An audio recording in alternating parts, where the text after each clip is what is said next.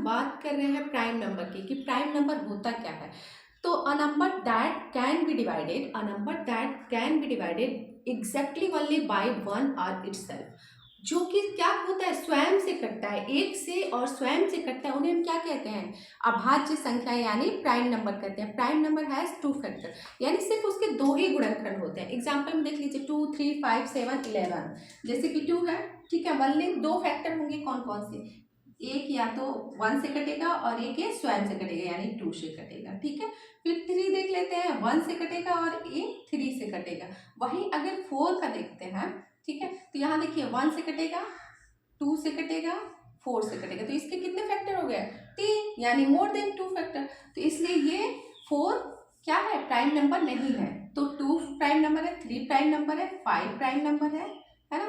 1, 5, 7, 1, 7, 11, 1, 11, 13 क्या हो जाएगा, 1 से कटेगा और 13 से कटेगा। तो प्राइम नंबर क्या होता है, a number that can be divided exactly only by one और itself are called prime number, ठीक है।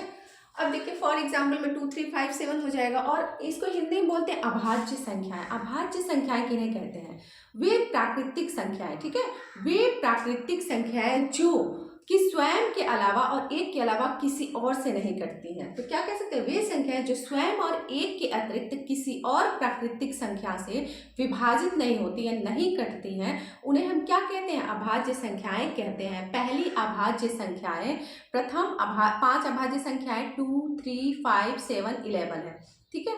और देख सकते हैं इसमें कि एक जो है कि अभाज्य संख्या है या नहीं है, ठीक है। तो वो न तो प्राइम है ना ही कंपोजिट है, यानी न ही भाज्य संख्या और न ही अभाज्य संख्या है, ठीक है।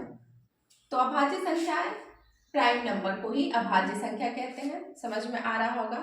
अब देखिए यहाँ से अगर हम बात करें 14 का, तो वो नहीं होगा, 2 से कटेगा, ठीक है, 2 से कटेगा, फिर एक किससे कटेगा, 1 से भी कटेगा, 7 से भी कटेगा और 14 से भी कटेगा, तो इसलिए ये प्राइम नंबर नहीं होगा।